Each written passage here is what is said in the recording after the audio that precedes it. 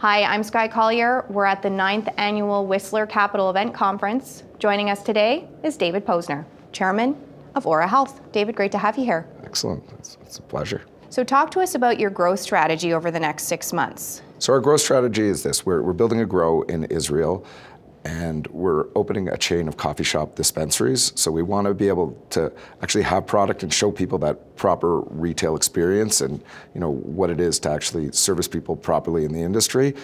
Our game-changing thing was owning German distribution licenses, one of the 10, so we can distribute now in any legal EU country. So what our focus on now is signing supply agreements with a whole variety of Canadian LPs and international licensed producers that have GMP quality product, and we're going to distribute it, throughout Europe. So we really want to build up this base, and we're, it's Israel and Europe, but we have that focus. So, we're going to kind of push through the European market, and we want to be one of the biggest brands in Europe as a pure play.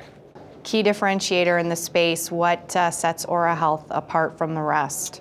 I'd say it's our focus on the European market, but more than that, at Nutritional, we're extractors. So we make oils, we make gummies, we make chocolates, we make pills, so we're going to be focusing on that. And, part of our strategy is, Nutritional High owns about 15% of Aura Health. Mm-hmm. So we have a deal where we have all of the extraction technology and, everything that we kind of learned over the last 4 or 5 years. And look, in the whole industry, you get better and better. And so Aura's at a position where we don't have to make the mistakes that we made previously. And everybody makes mistakes. Yeah. Everybody says, we have and you know what? We have better extractors now, better operational team. We understand the machines and the technology better. So we're going to really focus on extraction and pushing that into the European market. Having our grow in Israel gives us the ability and Israel just passed a law where they're allowing exports. So we can actually, we might sell our marijuana in Israel, but we're probably going to ship all of it to Germany and then disperse it from there to the other European countries. So, and really whatever we're going to get the most money for, that's where we're going to sell it. So describe your growth strategy over the next 6 months. So our growth strategy is twofold. We're obviously organically going to build our own grows and have our own side of production, but now we're going to go ahead and sign a whole variety of supply agreements with Canadian LPs or anyone who has GMP certification, and we're going to take their marijuana and distribute for them. So we want to work with everybody,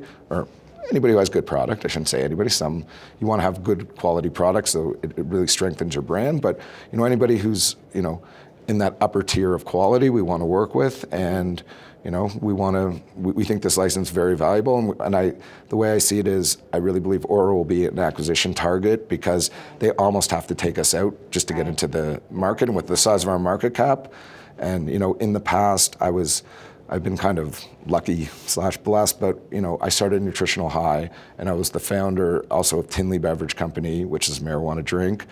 I started another company that was a chain of dispensaries called Lineage Grow, and we were bought by Harborside. So Harborside's the biggest California dispensary. Like one store, it's like the Disneyland of marijuana stores, And they bought us, and then we started another company, and it took oil, made it into a water-soluble powder, and you could basically make a marijuana drink, but it could be in a sugar package, so you could mix it with Crystal Light or Red Bull. Right. And we were purchased by the owners of American Eagle and Victoria's Secrets, and it's now called GGB, Green Growth Brands. And it's funny, my baby sister is the chairman of it. Oh, wow. And she still is. When they did the acquisition, they kept her on. She's really good, and they kept her on. And now we're trying to do a hostile takeover of Afria. So we might actually be number 3. So yeah, so I was really lucky, and I kind of from all these different, seeing the professionalism of a Harborside, I really understand the retail component, the experience you need. And then when you see something like Green Growth Brands, these guys are at a different level. They're the number 1 salespeople of jeans in America, women's lingerie. They own Bed Bath & Beyond. They own, so they understand that experience. And when you see the truly skilled retail people come into the marketplace, you understand what customers are going to want. Yeah. Before they were getting whatever was there at a dispensary, now it's going to be that next level. And you have to do it with the product you make. And, and also having these companies also gives a lot of market intelligence. So it's one thing to say, I'm going to make this product, I think it's really cool. Another thing is to actually hear, 500 people come to the dispensary and say, hey, do you have a marijuana drink, or do you have a a pill, or do you have a mint? And so once you hear this, it really gives you the market intelligence that you need. The only way you can get it is by, having the people on the ground and actually having it. So I think that's what's going to separate us in the European market, is we're going to bring that quality level that they've been doing in California and Colorado and Oregon and Nevada, and we're going to bring that to the European market on the product side, and down the road, which will kind of turn over into the retail side. So, thanks so much for sharing the story. It's been great having you here. Thank you. It's fun.